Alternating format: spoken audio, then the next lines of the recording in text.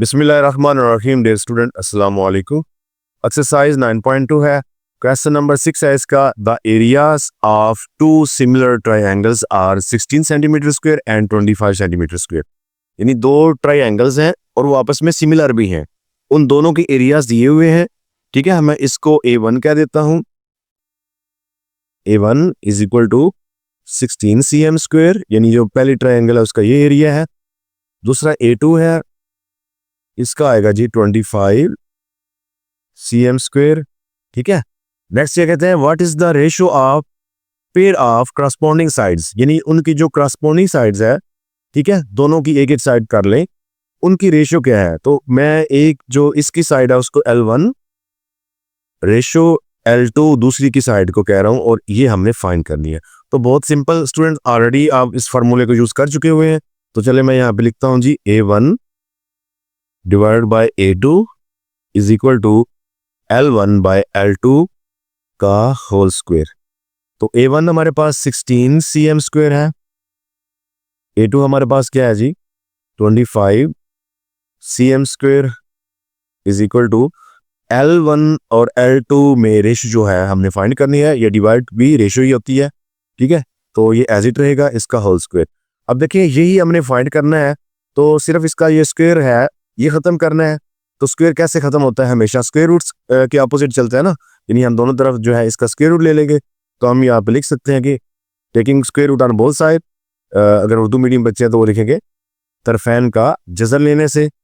तो उसके बाद हमारे पास क्या आ जाएगा जी, यहाँ पे हम कर लेते हैं इसका 16 cm square divide bye 25 cm square, इसका भी स्क्वायर रूट, इस तरफ L1 बाय L2 इसका स्क्वायर है तो इसका भी स्क्वायर रूट, यानी दोनों तरफ स्क्वायर रूट हो गया। तो स्क्वायर और स्क्वायर रूट कैंसिल हो जाएगा। ठीक है जी, अब 16 का रूट क्या होता है जी 4 होता है और ये स्क्वायर रूट इसका खत्म। इस तरह 25 का जो रूट होता है वो 5 आता है, तो इसका भी स्क्वायर इसका खत्म हो जाएगा सेंटीमीटर का, अब जस्ट सेंटीमीटर आ जाएगा। ठीक है जी, तो ये आपके पास L1 बाय L2, और यही चीज हमने फाइंड करनी थी। क्योंकि रेशियो में कह रहे थे तो इसको रेशियो में ले लेते हैं, यानी ये हम लिख सकते हैं जी 4 cm रेशियो 5 cm। ठीक है, यानी डिवाइड को रेशियो में कन्वर्ट कर दें, is equal to L1 ratio L2। तो जो करस्पॉन्डिंग साइड थी उनके दरमियान जो रेशियो है वो ये हमने फाइंड कर ली। तो आप इसको ऐसे भी लिख सकते हैं कि L1 ratio L2 is equal to 4 cm ratio 5 cm। Okay जी, इस तरीके से हमने इसको फाइंड कर लिया। क्वेश्चन नंबर 7 है स्टूडेंट।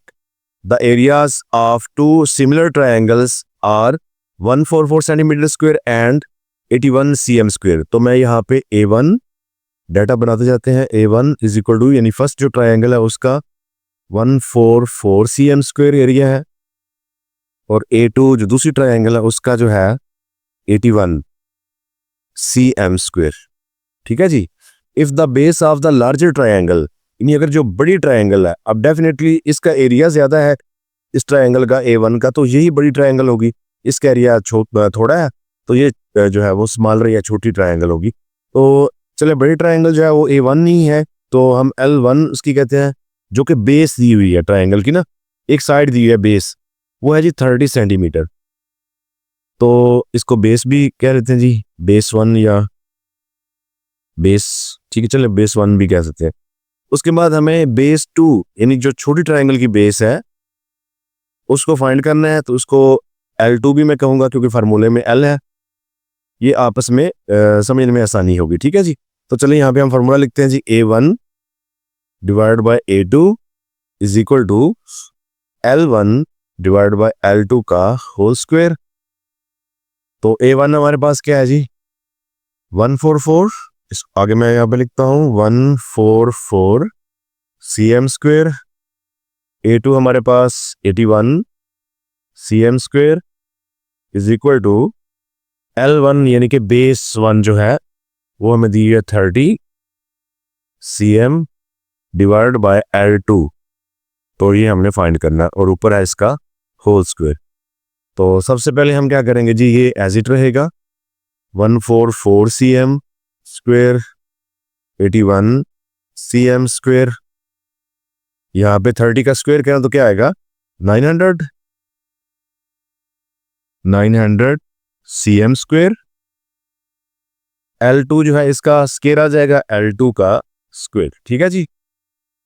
तो क्रॉस मल्टीप्लाई करने से चलें ये cm स्क्वायर से काट लेते हैं।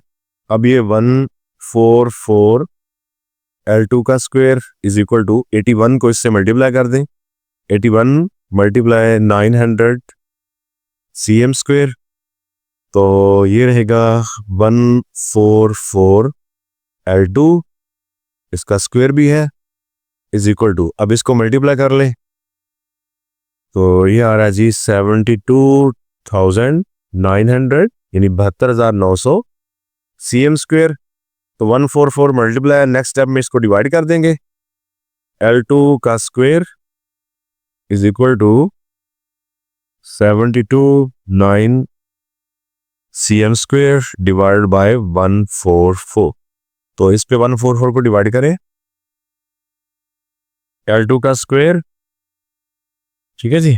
तो इसको डिवाइड करने से हमारे पास क्या आया था 506.25, साथ में cm स्क्वायर। तो ये L2 हमने फाइंड करना है, ये ऊपर वाला स्क्वायर इसको ख़त्म करना है, तो क्या करेंगे दोनों तरफ स्क्वायर रूट कर लेंगे। चलिए मैं यहाँ स्क्वायर रूट कर लेता हूँ इसका भी और इस पूरी वैल्यू का भी, ये कैंसिल। तो L2 हमारे पास क्या आएगा, इसका स्क्वायर रूट कर लेते हैं तो वो हमारे पास L2 आ जाएगा, ये आएगा जी 22.5। तो ये cm स्क्वायर था, इसका स्क्वायर खत्म, सिर्फ सेंटीमीटर में आ जाएगा L2। और L2 क्या है जी, ये बेस है स्मॉलर ट्रायंगल, यानी एक छोटी ट्रायंगल थी ना ये वाली स्मॉलर ट्रायंगल, इसकी बेस हमने फाइंड करनी थी। तो अब यहाँ आप लिख सकते हैं बेस ऑफ स्मॉलर ट्रायंगल, और ये क्या है जी 22.5 cm। Question number 8 है student, a regular heptagon is inscribed in a large regular heptagon and each side of the larger heptagon is 1.7 times, ठीक है। यानी दो हेप्टागन है, एक बड़ी है और एक छोटी है। हेप्टागन स्टूडेंट क्या होती है, ऐसी शेप जिनकी 7 साइड्स होती है, ठीक है जी। तो उनके दरमियान में ये हमें स्केल फैक्टर दिया हुआ है 1.7 times the sides of the smaller heptagon, यानी जो छोटी हेप्टागन है उससे हर साइड जो बड़ी हेप्टागन है उसकी 1.7 टाइम बड़ी है। तो इसका मतलब है ये हमारे पास स्केल फैक्टर है।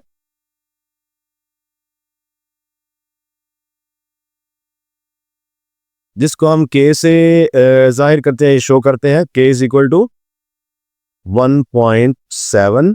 तो ये हमारा स्केल फैक्टर हो गया।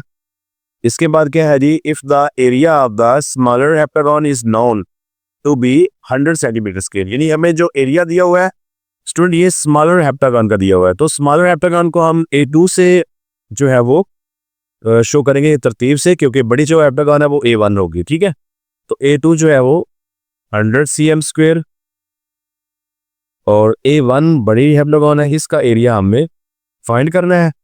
तो फार्मूला हमारे पास है जी बहुत सिंपल है, A1 by A2 is equal to K, ये जो स्केल फैक्टर है K का स्क्वायर, ओके। अब इसमें वैल्यूज को पुट करें, A1 हमने फाइंड करना है, A2 हमारे पास 100 है cm स्क्वायर और स्केल फैक्टर हमारे पास क्या आया था जी 1.7 इसका स्केल।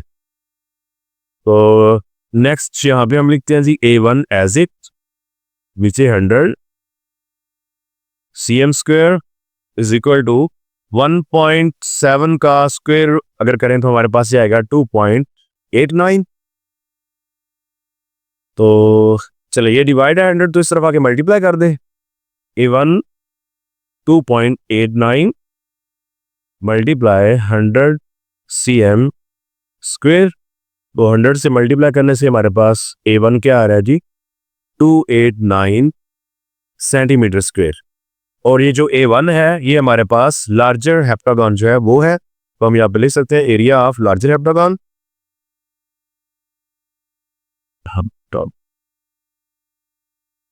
और वो क्या है जी 289 cm स्क्वायर, ओके जी।